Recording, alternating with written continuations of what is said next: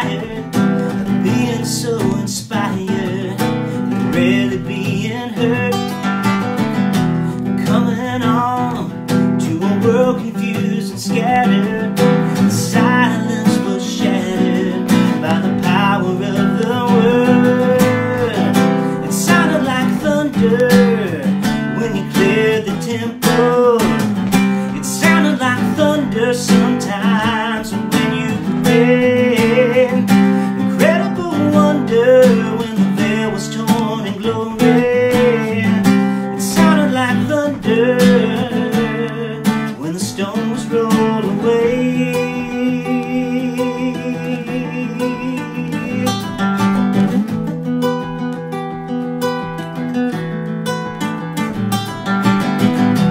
You spoke truth, you sat among the people, you listened in amazement at all the things you said. And like a storm that rose above the quiet, the sound of your love was enough to raise the dead. It sounded like thunder when you cleared the temple. It sounded like thunder sometimes when you prayed. Incredible wonder when the veil was torn in glory. It sounded like thunder when the stone was rolled away. And when I think about you giving and loving and crying, suffering our pain. And when I think about you living and dying and rising, my tears fall like rain.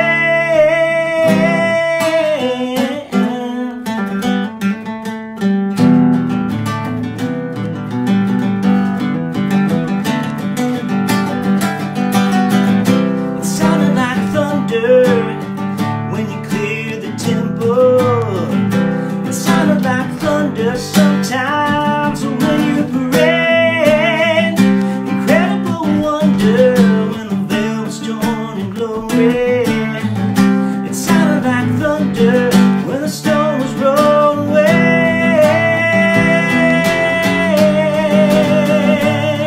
When the stone was rolled away.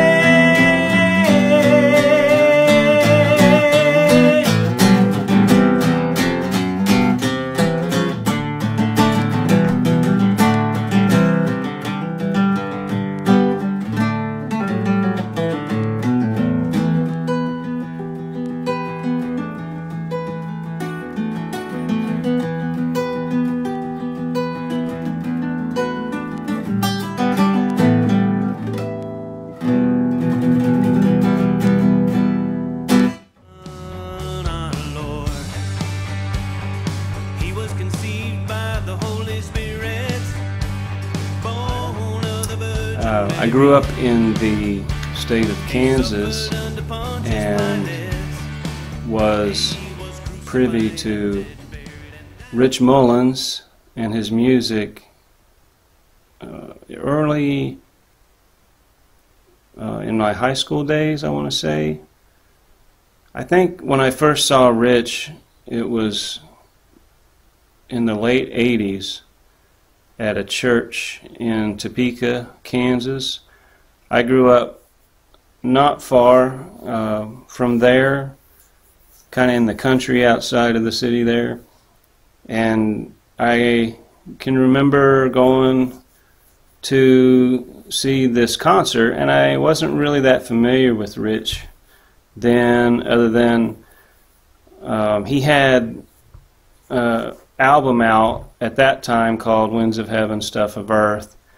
And I just remember that it was the one with the golden retriever or the gold lab on it.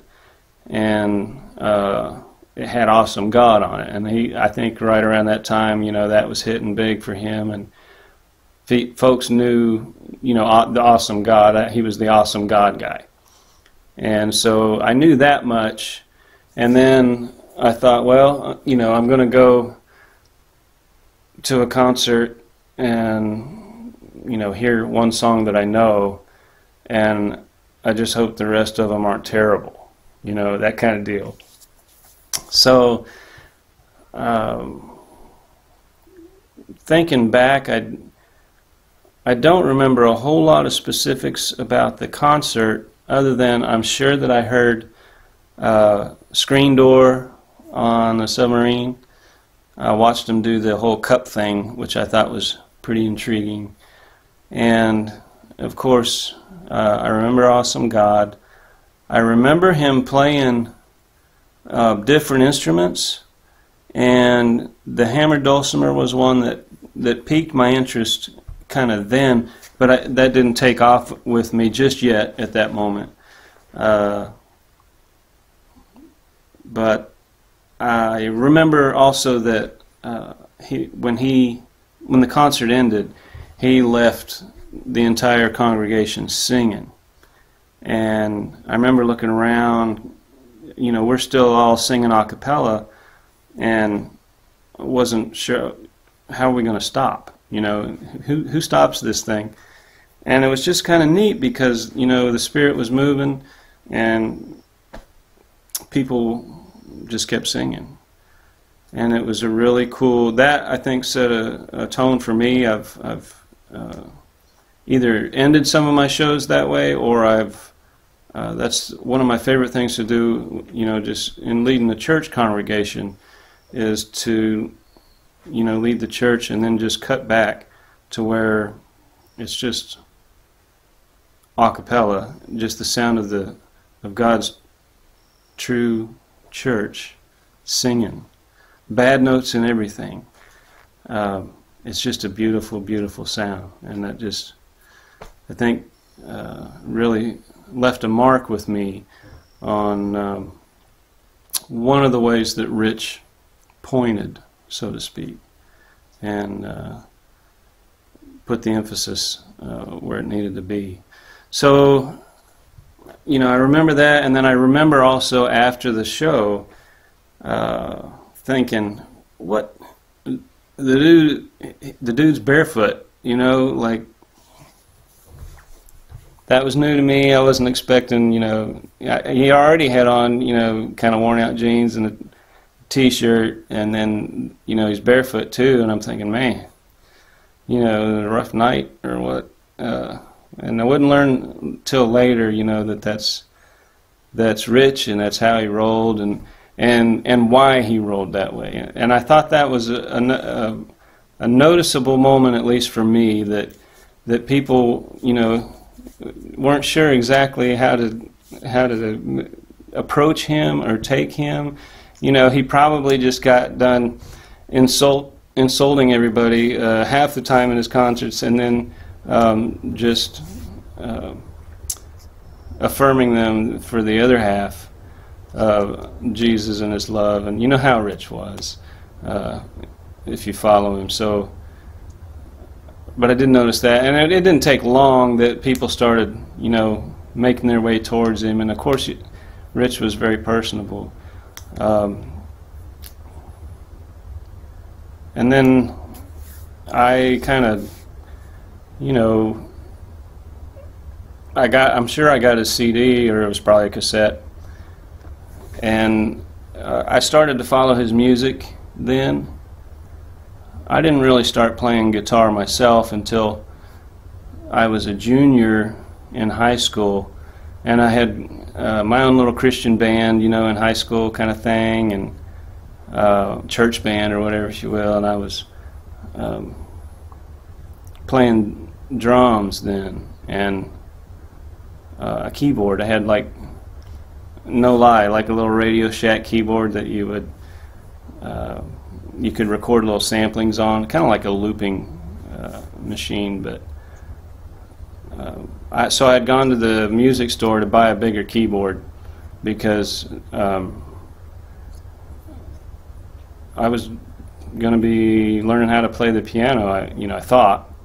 When I got to the music store, you know, I had, I don't know, like $400 in my pocket, which was a small fortune for me at the time, and only to find out that keyboards like what I thought I wanted were, you know, closer to like $2,000. So I thought, well, So I faded back and punted, and I bought a guitar instead, and I thought, if I just learn how to play this one song that I wanted to play, then it will have all been worth it. And so I did. I learned how to play that song, but you know, that started the ball rolling. So and throughout my high school days, I listened to you know, Rich was big, and Carmen was big back then, and so many other artists. But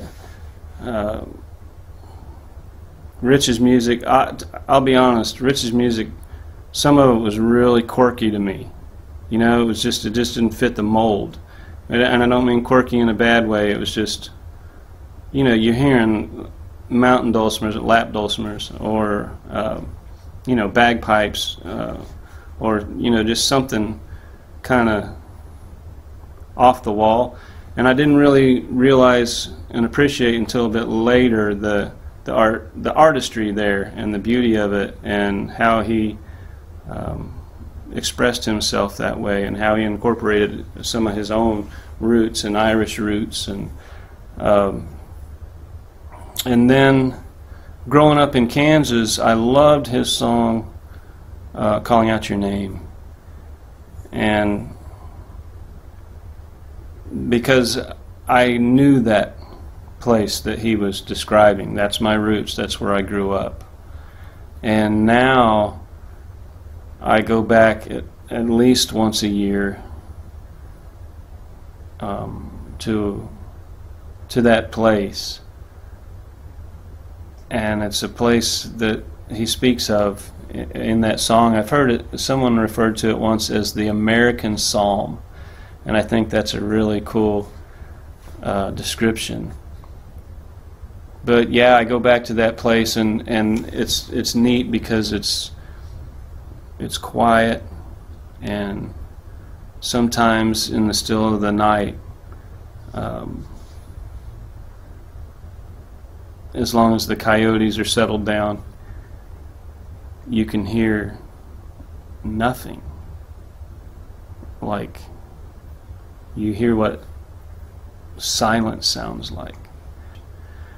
And I think Rich helped me understand that. He helped me see God in places that I didn't know to look. Places that I often wished myself away from. And so I appreciate Rich for that very much.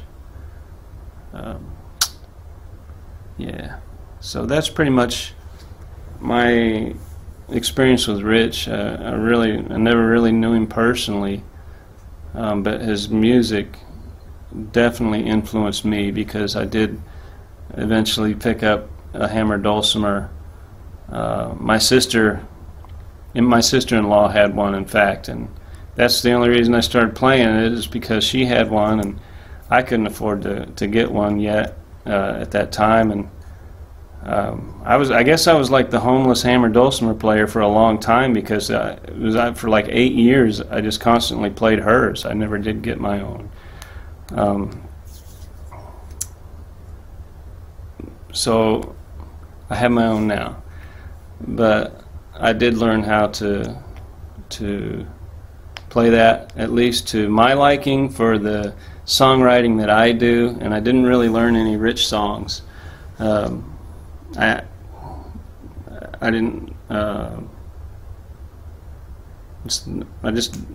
was busy with my own music. It wasn't that I didn't have a desire to, but you know, it wasn't long. There was starting to be some interest and some requests for Creed, and so I learned Creed. And thanks to Ted Yoder, who you're probably familiar with, extraordinary hammer dulcimer player, and he had some instructional videos out there, and so they were super helpful to me as far as me being able to learn Creed.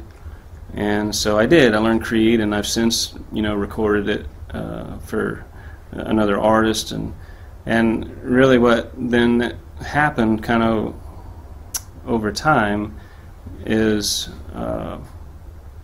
as I became to feel, most comfortable with the song, I started to play it out. When I was playing places and performing, and playing the hammer dulcimer and singing is kind of like, doing that type of deal, like juggling, and there's a good bit to it, to the execution of it. And certainly appreciate Rich and how easy he made it look on stage, even though one of the things I really appreciate about Rich is he wasn't afraid to mess up and just keep going, and that kind of gave me a lot of confidence. So I have my own version of Creed coming out since I've been playing Creed live and had recorded it for another artist, and I thought, you know what, I'm going to try and, just for kicks, I sat down and I was thinking, I'm going to try and make the best hammer dulcimer part known to man. Sorry, Rich. Kind of deal. And I didn't really care if anybody ever heard it or anything else. Well, I got it done, and I thought, okay, this is pretty cool.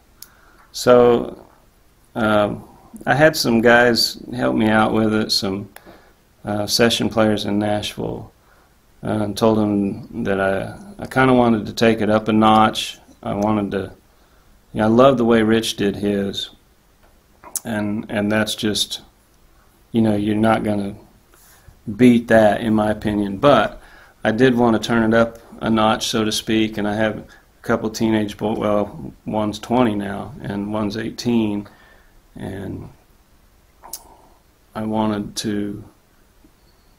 something that they could throw in the stereo in their car and just crank it, and that's the route that I went with Creed on this one. So hope I don't offend anybody. But it was just my way of sort of tipping my hat to Rich and how he inspired me. I did reach out to Mitch, who oddly enough I happened to go to high school with. We went to the same high school. In fact, I didn't even realize, though, that Mitch was affiliated with Rich until I heard that they were in an accident in 1997. So started paying some closer attention to Mitch then, and have since Mitch was gracious enough to let me open for him just like the month or two before they shut everything down with COVID. I had Mitch over in the area, and he stayed at my house, and I got to played Creed, which was kind of surreal. But since then, I asked Mitch if he'd like to kind of come in as a featured artist and sing with me on this version of Creed that, Lord willing, I'm hoping to release on September 19th of this month, which will mark the 24 years to the day anniversary of Rich's heavenly birthday. So anyways, that's a little bit about Rich and how he inspired me, and some of my story, and certainly how it affects, my playing and my songwriting. And so, thanks for letting me share. Like a whip in her heart, she looks into the light, he takes her out of the darkness. Sees a thief in the Talk about Rich Mullins, the impact that his music and life has had on my life and my music, and also some of the connections that I have to people who knew Rich. First off, I became familiar with the music of Rich as a child, listening to Christian radio growing up. I think I was familiar with some of the more popular songs, but I didn't really know a whole lot about him until I was 8th grade or high school years. I had a cassette tape that had a compilation of music on it, and I remember hearing the song "Awesome God" and thinking, "Man, that is a good song." And then later on in high school, I was working for a carpenter, and he introduced me to Rich's other music, and he said, "Man, you don't know about all this great music that Rich has. Check this out." And I think the first full record I listened to was the Songs collection, which Songs 1 had so many great songs on there. And as I was listening to Rich's lyrics and the passion that he sang with, it was right at the time when God began to change my life a lot. And so Rich's music was very instrumental in my spiritual journey, if you will. And I think his attention to Scripture and his attention to not just sometimes when you sing about Scripture, it tends to be really preachy or maybe even awkward in a song. Rich just in my opinion, has a way of weaving in truth and sincerity together into a song that is not just great musically, but it's poetic and original. I don't know anybody else who sounds quite like Rich. So to say the least, his music's had an influence on me. And in order to explain that in more depth, I think everything came together. When I was 15 years old, I took my first trip out to Rosebud, South Dakota, where little did I know I would end up living there for many years, over 12 years. Spent a lot of time there working with youth on the Rosebud Reservation. And I think it was at that time when I first went out there that I heard the song Calling Out Your Name. And I learned about Rich's own desire and work and with youth and people out in Arizona and Window Rock area. And when I experienced that for the first time, it just all came together. Like, his music made sense. The heart behind what he was doing made sense. And for me, that's when I felt like that's what I was going to do with a period of my life. Let's fast forward several years. Rich, I collected all Rich's albums over the years. I probably knew most of his songs by heart. And then Mitch McVicker, out of my interest in Rich's music, I became familiar with other people connected to Rich, like the Ragamuffin Band and Mitch McVicker and some others. And out there in South Dakota, this church I was a part of out there, they wanted to put on this youth rally, something that we'd really never done. But it was basically a plywood stage in the middle of an open grass field fairgrounds. And we had all these ideas about different people to invite. I think at the end of the day, we ended up with Brian Welch with the band Korn, and he had his own Christian metal. And then we had some rappers, including Andy Mineo, who's fairly big now. And then we had Mitch McVicker, because I wanted to book him to come out there because I liked his music, and I also knew about his time he spent on the reservation. So we had this really crazy mix of musicians on a stage, and I think, if I remember correctly, Mitch played between two rappers. So probably the most interesting concert he's ever played. I know he remembers that experience quite well. And that was my introduction to Mitch as in terms of knowing him. I met him there, and he was generous enough to even lend us his sound system for I think the rapper that followed him, because at the time the system we had failed. And so fast forward several years, I had Mitch's email. I'd been in contact with him back then. And I'm out there doing youth work.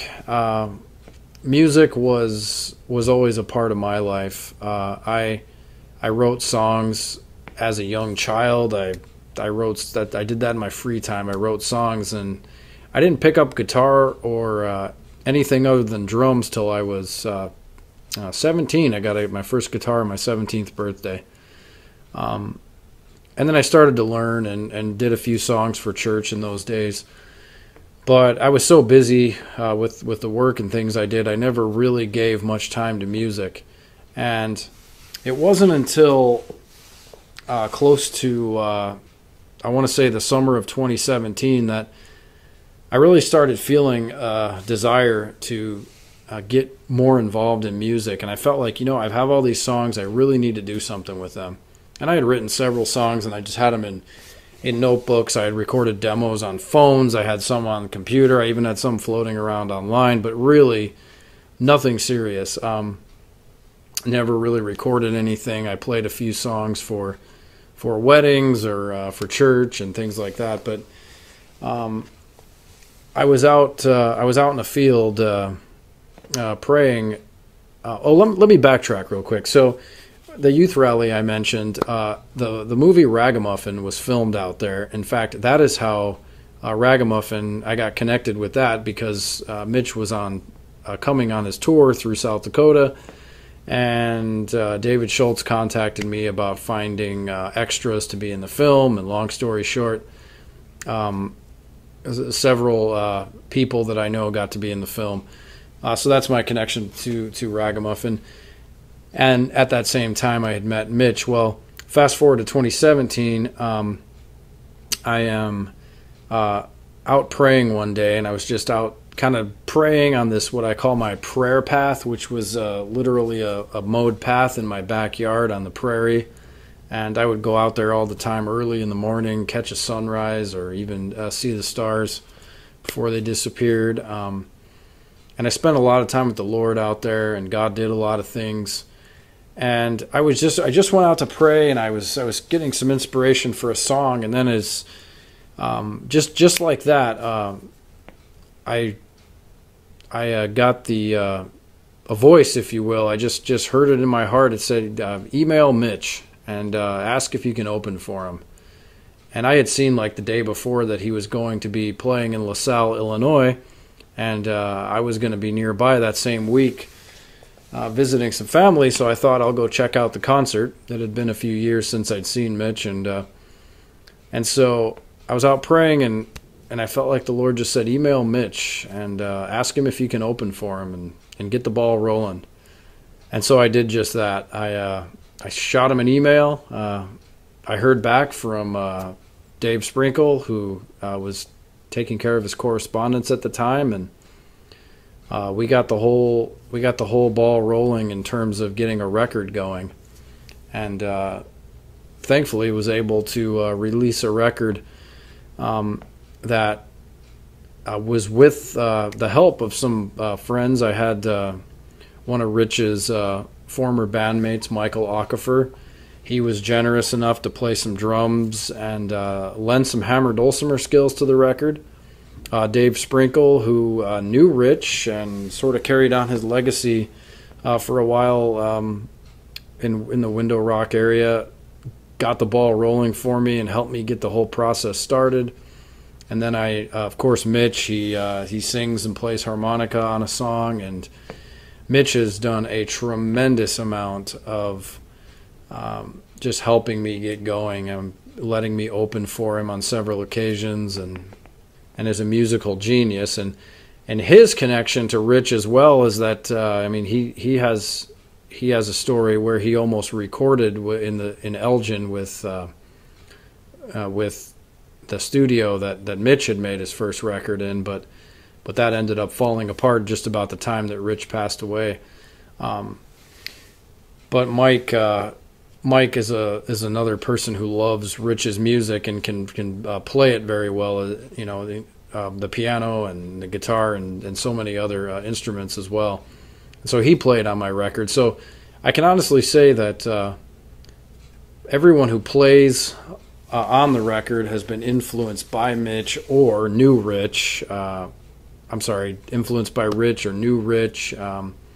Even Carter Green, the lead engineer and producer, had a high respect for the music of Rich Mullins, and does. And so, yeah, there's a lot of I would hope when somebody listens to my record that maybe in some way that my music will do for them what Rich's music has done for me, in the sense where it drew me to the Scripture, It drew me to want to have a deeper relationship and a walk with God.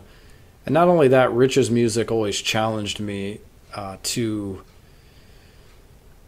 look at life and look at Christianity and look at everything from the point of view, the coming at it from the human point of view, yet with so much of heaven in it, if I can say that. So there's like this, where this mundane, the stuff of earth, as Rich puts it, meets the winds of heaven, to use his terminology. But I see his music being so much connecting the eternal with the mundane in a way that it draws us beyond what we see right in front of us, and certainly turn my gaze more toward the Lord. And so I hope when people listen to my music, they get that impression. Now, here's something I say that sometimes people look at me funny when I say, but in my opinion, as someone who's listened to a fair amount of music in my life, I would say that there is no single better songwriter that I have ever heard than Rich Mullins. And the reason I think he's so great is the fact that you could say he's off the cuff. He's not your run of the mill songwriter. But the reason I say he's the greatest is because he's writing about eternal truth. You know, if I look at a great songwriter like Mark Knopfler, or any of these people, musicians like Phil Collins, or people that I think are terrific. You know, their music's great. They're artistic, but although they write great songs and in many cases are far better musicians, they're not bringing everything together to talk about something eternal and the scriptures and the Word of God, the very truth of God, as Rich says. So I really think he's the greatest songwriter, being able to communicate truth and then communicate it in such a way where it's almost as if he were sitting in the room with you having a conversation. Some of the songs, it's just like he's talking to you, or he could be talking to you, and yet it's a song, if you know what I mean. So on my record Dig a While, I chose to cover a Rich song, a song that many Rich fans aren't even familiar with, Steal at Any Price. And people ask me, why did you choose that song? And the short answer is, I love to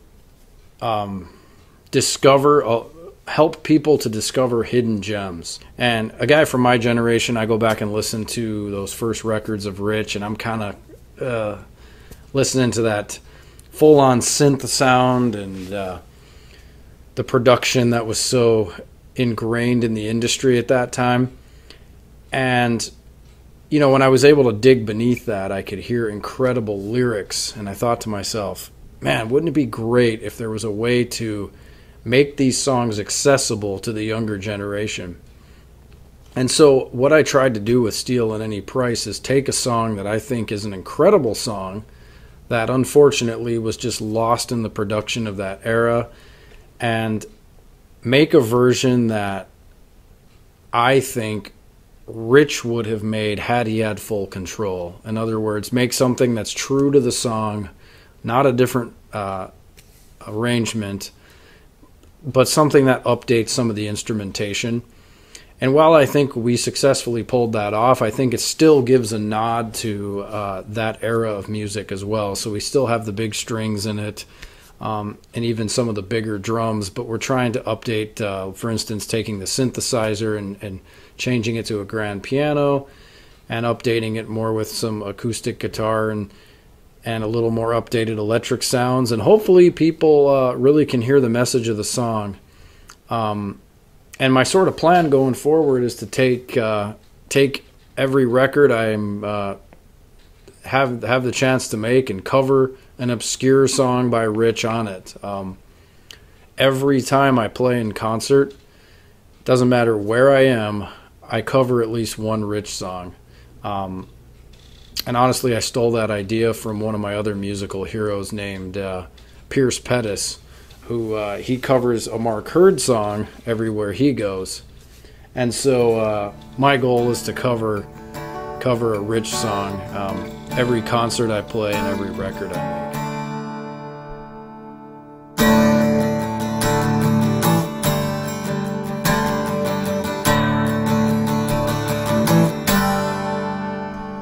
Well, I met him just once at a concert of his, where he spoke between rhythm and rhyme.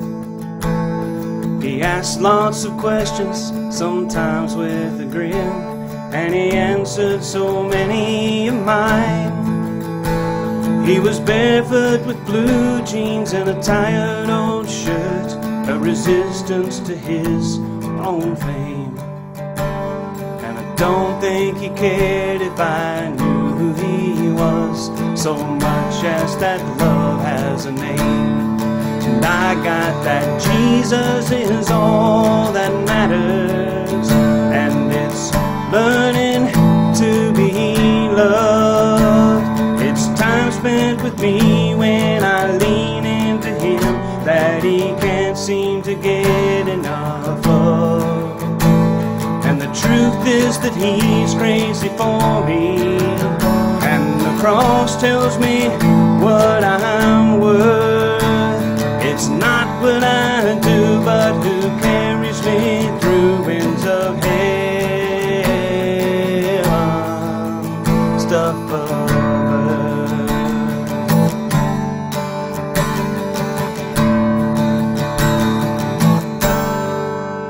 Well, his hands moved with ease across ivory keys, and he turned to gaze up now and then. And where he was looking, I have to believe, was somewhere much deeper within. It was like he was praying with songs that still speak for me. And when he left the stage, I was still singing praise to a God that he helped me to see. And I got that Jesus is all that matters, and it's learning to be loved. It's time spent with me when I lean into him that he can't seem to get enough of. The truth is that he's crazy for me, and the cross shows me what I'm worth. It's not what I do, but who carries me through winds of heaven, stuff of earth. It's a music to face, it's a fall on the grace, it's a let love burn away the facade. It's a permanent cure for an imminent failure at being good. So just be God's.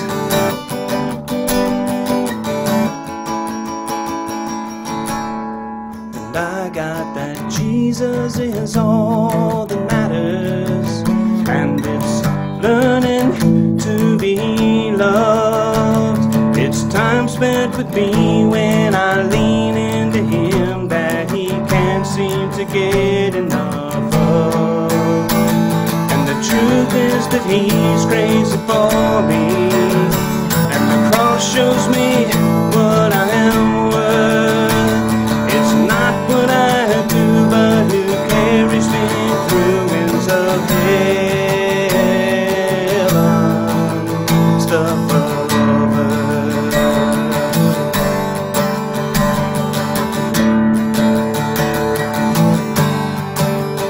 Winds of heaven,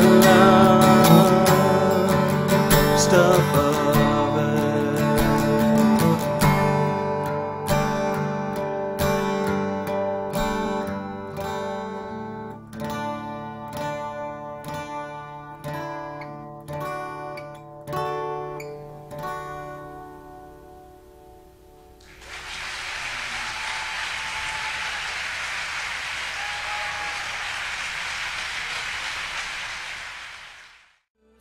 still winds up in debt, and the night cracks like a whip in her heart. She looks into